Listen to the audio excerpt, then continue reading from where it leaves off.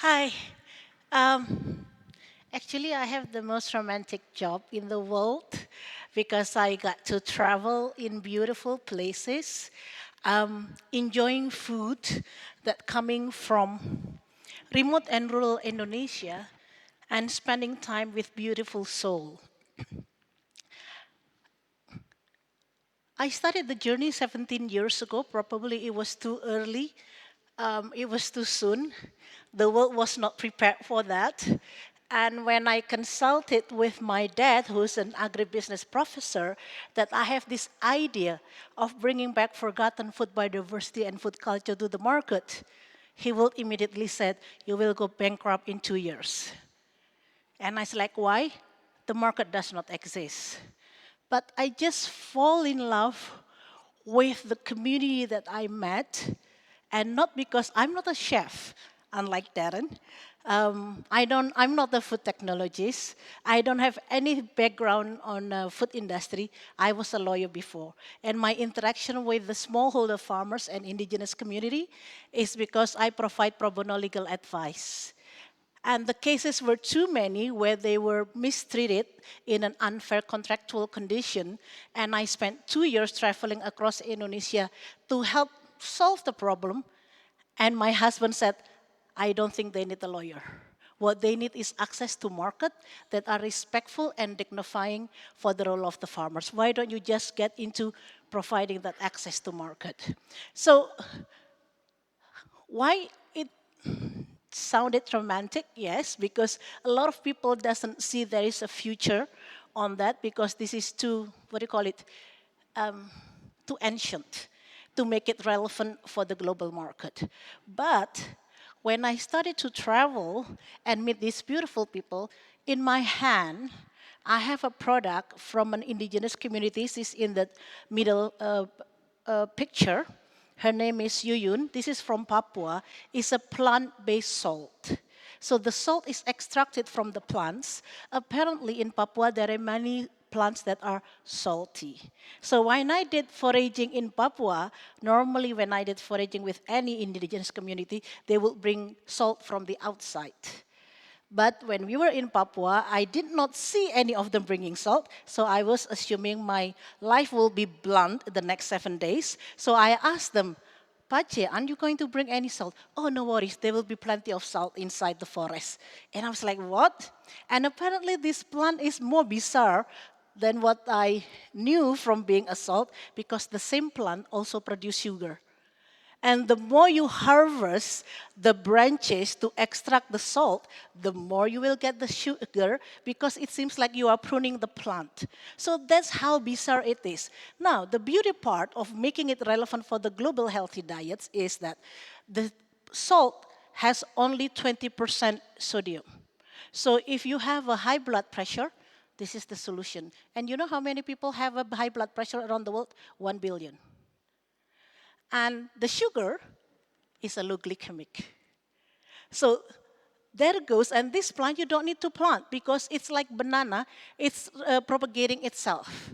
So when you talk about all this beautiful word of being regenerative and all this kind of thing, I think the nature will say, "Come on, we've been doing that for ages." So I think it's about rediscovering and reconnecting it. So there goes the challenge because a lot of these people, they felt so inferior. They felt that what they have in their nature and their food culture is a poor man diet. So there goes all the overly processed industrial food coming into Papua, coming into deep forests of Kalimantan. They're eating instant noodle. Even 6 months babies are fed with instant noodle. So why, that's why we have stunting and malnutrition because of lack of appreciation of their own culture. So these beautiful ingredients is something that I come across when I did traveling. And I want to brag a bit. I grow this also at my home. So basically the photo here are taken from my garden. But can you imagine that the sources of ingredients? Rice alone, we have 7,000 different tribes. And every single region have their own source of sugar. Coastal and lowland have coconut sugar. Deep forests have arenga sugar. Wetland area like peatland and mangrove have what they call as nipa sugar. And then the dry land has lontar sugar. So there is no place in Indonesia that doesn't have sugar, doesn't have source of carbs, doesn't have source of salt, doesn't have source of spices. And do you know how many indigenous spices exist in Indonesia? 40,000. Why? Because we have 17,000 more islands, 1,300 of ethnic groups, and each of it they have their own food culture. So I believe that food connects people, culture, and nature. So these are the landscape that we are traveling. And if you spoke to the indigenous community, they will make a joke. They say like, Miss Hilman, these are our supermarket without the bills. The question is, do you have the knowledge which are edible and not edible? We don't. That's why we are facing stunting, malnutrition. If we don't lose the knowledge of our indigenous community about what's edible and not edible, actually there should not be any stunting and malnutrition. So when you look across Indonesia, it's an endless travel. So I spent most of 2 or 3 weeks in a month to go from one place to another to rediscover. So why reviving local biocultural diversity heritage? You know how expensive to do an R&D, right? With all the science tech to come up with solution. But actually there is a much cheaper way. Go travel, rediscover, and you will find a lot of solutions to our global health diets and also regenerative issues. So the one that carried by two ladies is actually the tubers. We call it as UI. It's part of yam. And in one go, you can harvest about 39 to 50 kilos. And the productivity of this type of yam is 4 times of rice. Indonesia, until 30 years ago, only consumed 54% of population consume rice. Now it's 98%. So if you look into all these issues, we don't have a food crisis. What we have is a policy crisis. We take a wrong turn in deciding our food system. We assume that it can be solved centralized in Jakarta, assuming that they understand Indonesia. No, if we decentralize, actually we don't have a food crisis because each region have its own abundant resources of food, regardless what kind of ecosystem you have. So, why gastronomy is important? Because we have two biggest challenges. One first challenge, those who still have the indigenous knowledge of all these beautiful food sources, they felt inferior. They felt it's a poor man diet. If you come there all the way from Jakarta, visiting them, expecting to enjoy, you know what they serve you?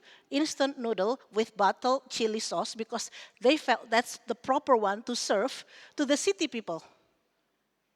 How sad is that is?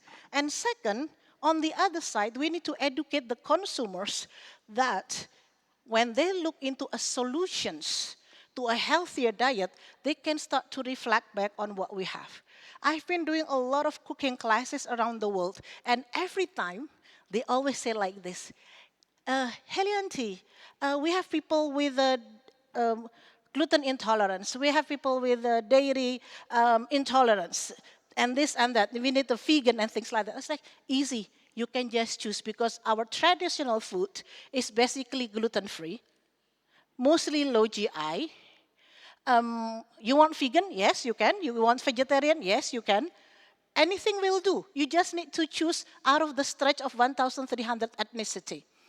So basically, what we need to do is to rebrand them. First, to rebrand for the community themselves, because otherwise they will not pass that knowledge to their next generation if they don't even have the pride in it. And if there is no sustainable consumption, there is no sustainable production. So we need to educate the consumers. But how do we educate them? So we believe that food connects people, culture, and nature, and we believe that gastronomy is one of the way for us to rebrand our heritage food. And second is to educate the consumers how beautiful, tasty, yet also healthy these ingredients are. So we started to look into something sexy and hype on how to present this. So this is, I don't know if you know Borobudur Temple is in central Java, is built on the 8th century, is a Buddhist temple. And instead of farm to table, we decided to create from relief to table. Why? Because this temple holds a lot of information on the edible fauna and flora on the 8th century. So at least there are 63 plants variety, 52 animal species.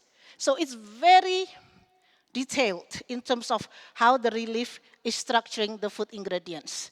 So for example, this is coconut, these are sugar cane, and this sugar cane exists there. It means there is an inter-island trading because originally the sugar cane comes from Papua. 6 out of 8 variety of sugar cane in the world exists in Papua.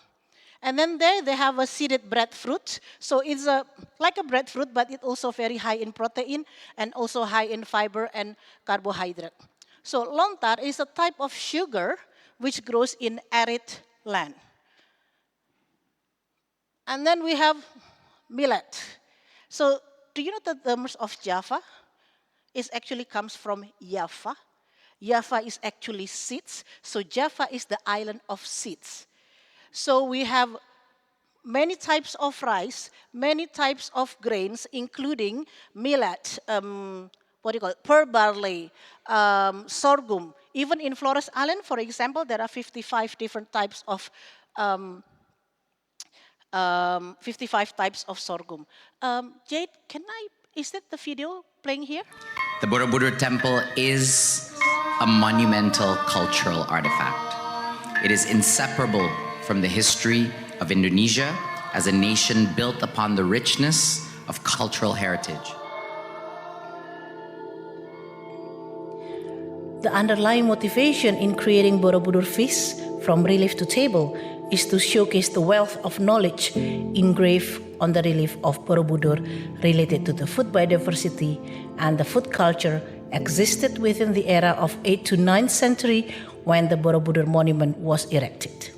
There are at least 50 varieties of edible food plants engraved on the reliefs that provide a glimpse on the ecological ecosystem, social structure, cross-culture interaction due to the ancient trade as well as the food system in such era. Unfortunately, many of such plant varieties are forgotten. Through this feast, we would like to present a narrated sensory experience to spark the interest in reclaiming our ancient wisdom on food biodiversity heritage and sustainable food system. It is our call to revive back such wisdom, as they are so much relevant for today and tomorrow in addressing sustainability, food security, and global health. Farming is not a profession. Farming is our way of life. This is the culture that we have to bring back. As depicted on the relief of Borobudur, even until today, there are abundant of wild edible plants available around us in every type of natural ecosystem, and they are very easy to grow. If only the knowledge about wild edible plants and the wisdom of our food culture can be passed on to the wider audience, we will have an organic solutions to address stunting, malnutrition, and food scarcity. When there is a crisis, there is always opportunity. So this is probably the time for Indonesia to take a center stage to be able to create solutions. Borobudur Heritage Feast also highlights how the food culture and the biodiversity engraved in the relief of Borobudur can be the source of inspiration for delivering gastrocultural experience through flavors and the unveiling of the hidden treasures of our ancient food culture. This is a campus actually, It is not only a temple to pray, it is a place to learn. People, when they are learning something, Sanskrit, everything behind it, and especially the gastronomic side.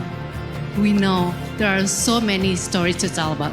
It's not about just the delicious dishes, but about the ingredients, cooking methods, and also the history behind it. And this is a small example of how culture can link us to the past and give inspiration to our present and ideas for the future.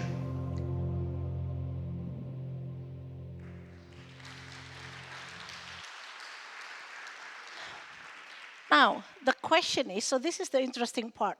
Once we launch that, we have more and more other five-star hotels coming on to us and us to create thematic dining experience. And what we love about this is because every time we create this thematic dining, it means that we will be sourcing the ingredients from the community around that. So the ingredients that we use for that feast is sourced from 20 villages across Borobudur. Now, the question is how to bring the gastronomy business also become inclusive to the community. So we started to do another experiment, what we call a social gastronomy, whereby we try to bring that experience of five-star standards but to the local community. So we experiment that with this community from the Muara Jambi. Muara Jambi Temple is even older than Borobudur Temple. And we were approached by the government Directorate General of Culture 2 years back, and they were saying that this temple will be registered to the UNESCO as part of the heritage site. Apparently, there is a requirement for that. One of the requirements that there has to be a community participation and there has to be a living culture to support that application to the UNESCO.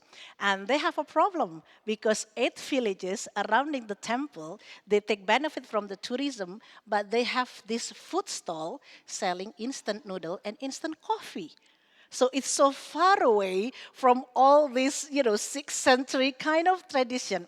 So they say like, okay, Heli, I don't know how you do it, but you need to transform these 8 villages so that they will be able to be part of the living culture that we're going to develop. So we did the experiment. So we bring in these ladies that normally are selling instant noodle.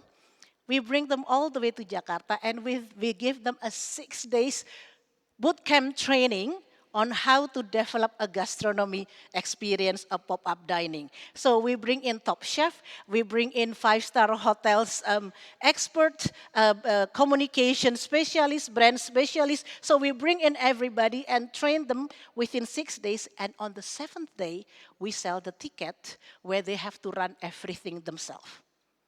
And to their own surprise, it was a success. So 2 weeks after that, we present them at Ubud Food Festival and doing a restaurant takeover of Janet Denif, Casa de Luna. And we sold it for, I think, 50 seats, completely sold out. And they were so shocked to see that the price of the ticket is like 20 times more what they thought they will be able to sell. And I said, like, that's what gastronomy is all about. If you're selling instant noodle, you spend the same time, but you will get a very meager income. But if you sell your food culture, food ingredients, food heritage, you will get much more. So when we started to work with them, this is the interesting part. I said, like, okay, tell me, what did your grandparents used to cook? What is your specialty here? And then they come up with something that's actually more known from Palembang area.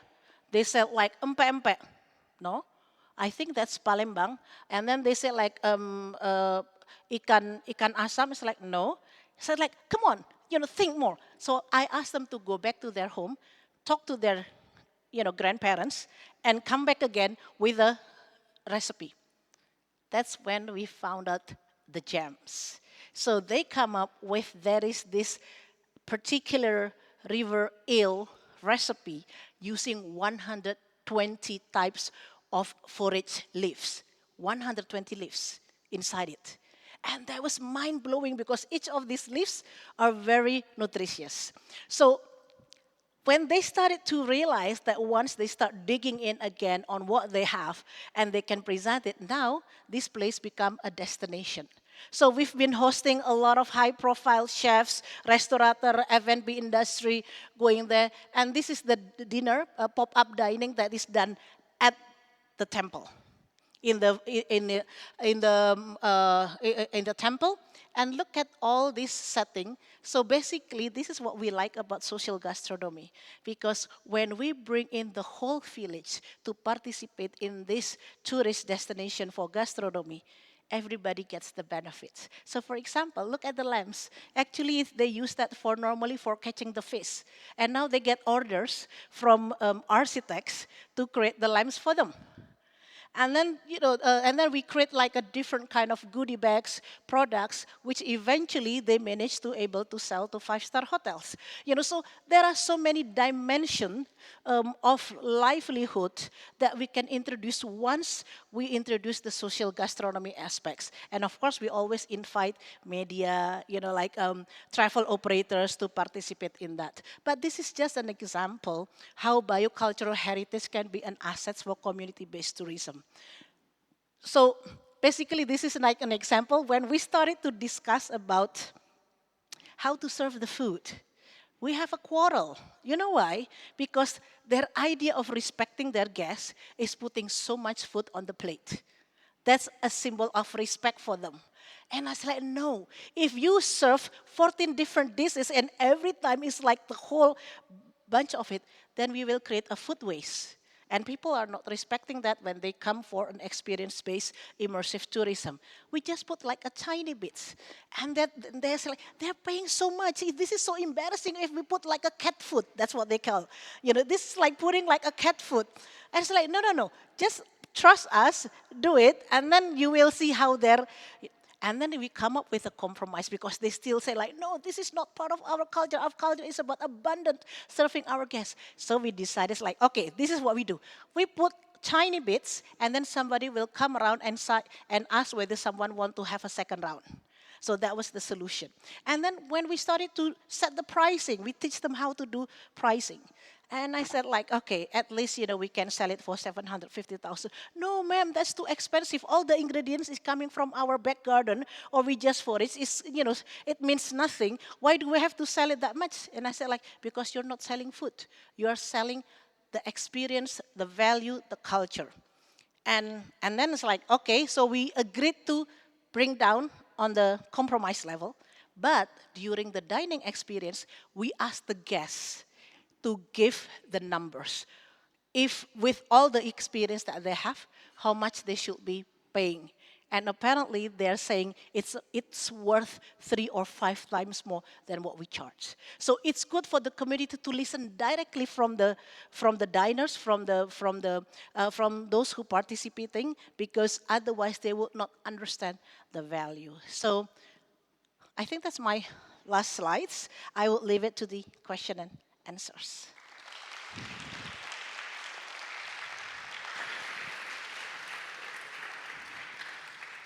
Fascinating, as always.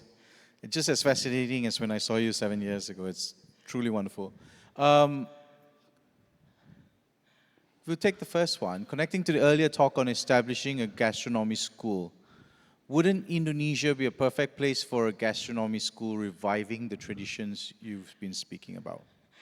Yes, so actually that's why in 2017 we established a school called Seniman Pangan. Seniman Pangan, it means a food artisan. So it's an entrepreneurship school for farmers, foragers, fishers, and indigenous community. So we are focusing on youth, women, and indigenous community because they are the most, the guardian of all this heritage. So we started in 2017 and not knowing whether we're going to be successful or not. And everything has to be very down to earth because otherwise, if it will be like a bus culinary school, they will be intimidated. They will not even want to step into the school because they are too scared. So that's why we created a school that is very humbled, using a lot of recycled materials, something that they can recreate themselves when they go back, and then they can build something out of it. So yes, but it's still a big challenge because right now we only have one center in 1 hour from Jakarta, and we are setting up a second one in Flores Island, and we are hoping to set up the third one in Papua. But hopefully it can be developed in different regions. I think also you mentioned just now that this school was also focused on some form of entrepreneurship. Yes. That gave them access to how they would then access the market. Yes, so basically the school is it's an action-based learning. It has to be action-based learning, very minor in terms of theoretical or classroom, because we work a lot with grassroots community and indigenous community, so it has to be action-based. So we have 4 curriculums. One curriculum is about what do you call it? We call it as a creative farmpreneurship, how they can turn their farm into a destination for farm tourism. So basically, it's more like designing like an agro biodiversity farm. And then second is the curriculum on creating from nature to the product. And it has to be like a standard that allow them to access up market, just like what Javara does by doing that standard, allowing us to export to over 30 countries in 5 continents. And then the third is curriculum on rural cafe, rural restaurant, rural eateries. And then the fourth is on the gastronomy tourism. So these are the modules that they can choose what kind of business they are in, whether creating interesting farm tourism sites or products or rural F&B services or gastronomy tourism. Fantastic.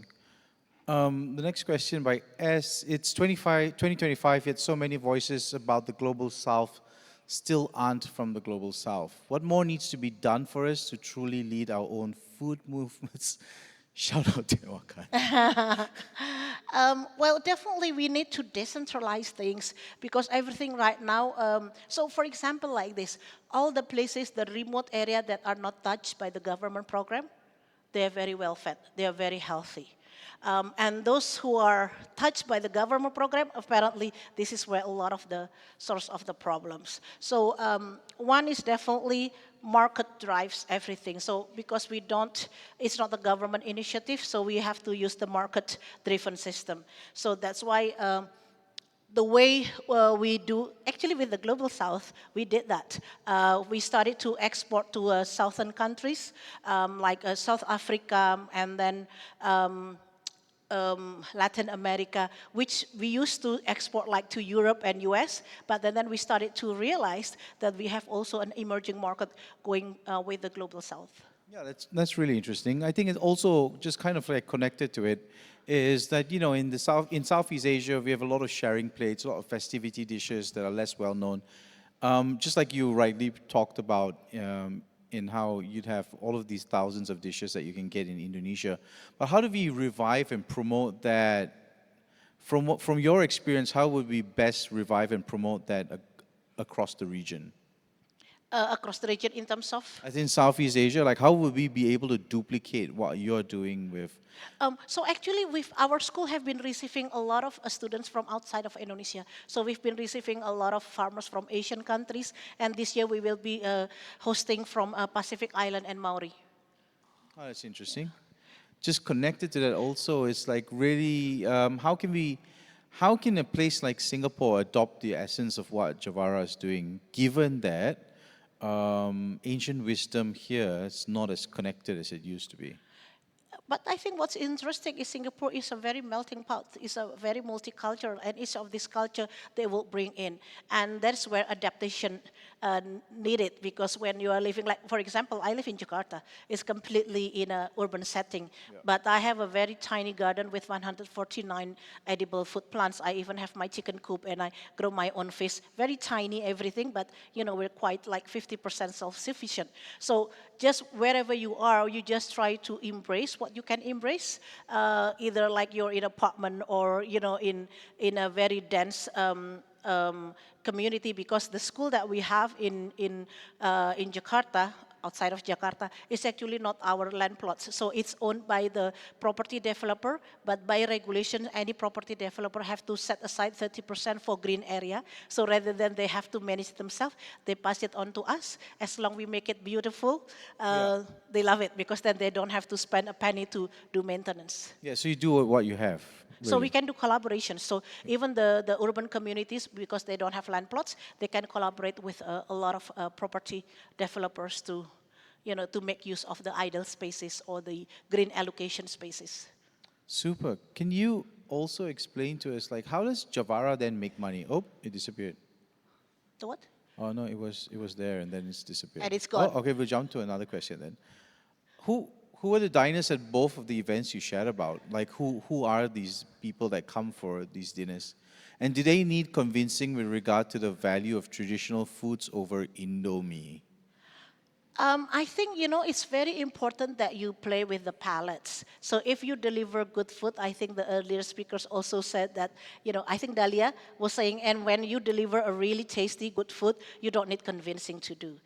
So that's why a lot of what we do, we consider ourselves more like an artist manager. We are the manager, and the artists are the farmers, foragers, fishers. So what we do is we curate, in terms of which recipe, which menu, which ingredients that are palatable for the wider audience. Super. We'll take the last question here, and I think this is a little bit different. But can you talk more about the nutritional density of some of these ingredients that you were talking about before, especially the ones that are lost?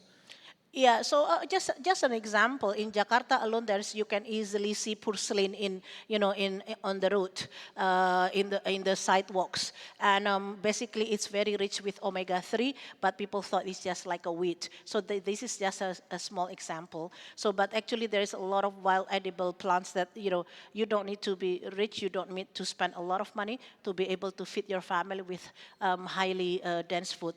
So that's why I'm specializing in wild edibles. Even at my house, because a lot of people say that you need to have a green thumb to grow things, and I say, no, I have a green mouth rather than a green thumb.